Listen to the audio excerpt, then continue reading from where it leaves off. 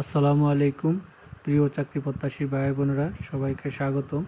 আর একটি নতুন এনজিও নিয়োগ বিজ্ঞপ্তি নিয়ে আপনাদের সামনে হাজির হলাম। আর সেটা হচ্ছে গিয়া প্রশিকা মানবিক উন্নয়ন কেন্দ্র।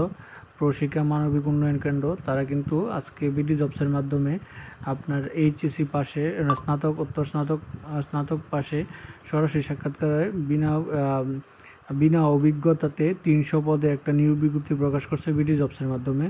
তো এই নিয়োগ বিজ্ঞপ্তিটা সম্পর্কে আপনি বিস্তারিত তথ্য যদি জানতে চান, তো আমাদের এই যে অল জবস নিউজ এইচডি চ্যানেলটিতে আপনার আপলোড করা আছে, আপনারা সেখান থেকে বিস্তারিত তথ্য জেনে নিতে পারেন।